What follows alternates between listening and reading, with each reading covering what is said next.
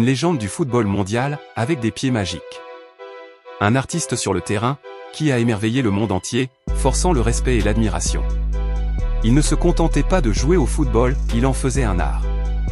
On l'appelait le magicien du ballon rond, mais pour des millions de passionnés, il était tout simplement Ronaldinho. Né le 21 mars 1980 à Porto Alegre, une ville modeste du Brésil, Ronaldinho a grandi dans les rues poussiéreuses où un simple ballon était son unique compagnon. Sa famille n'était pas riche, mais elle possédait quelque chose d'inestimable, l'amour et une passion inébranlable pour le football. Son père, João da Silva Moreira, fut le premier à lui transmettre le rêve de devenir joueur professionnel. Mais, le drame a frappé trop tôt.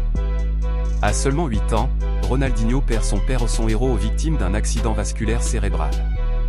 Il s'effondre dans la piscine familiale sous les yeux de sa famille. Le monde de Ronaldinho s'écroule.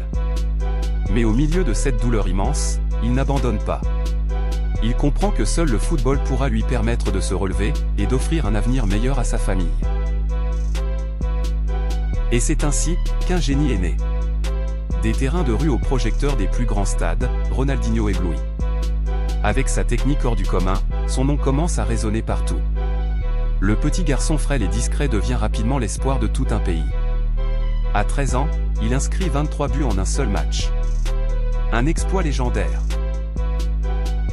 En 2001, l'Europe accueille une nouvelle étoile montante. Ronaldinho rejoint le PSG, envoûtant les foules avec ses dribbles magiques et ses gestes de génie. Mais ce n'était que le début. Explosion musicale, changement de rythme. En 2003, le FC Barcelone décide de lui faire confiance. Et ils ne se sont pas trompés. Dès son arrivée au Camp Nou, Ronaldinho transforme le stade en un théâtre où il est le maître du spectacle.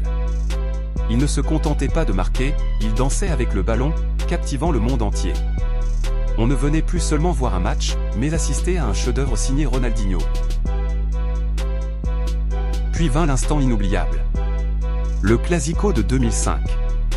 Ronaldinho danse à travers la défense du Real Madrid. Il dribble comme un illusionniste, rendant impuissants les plus grands défenseurs. Et là, Santiago Bernabéu, le temple sacré du Real Madrid, se lève et applaudit un joueur du Barça. Un moment rarissime dans l'histoire du football, où une légende dépasse toutes les rivalités. Mais, toute belle histoire a une fin. Les nuits de fête, les excès, le laisser aller, tout cela a coûté cher. Il quitte Barcelone, vagabonde entre Milan, le Brésil, le Mexique, mais aucun endroit ne lui offrir la même voie.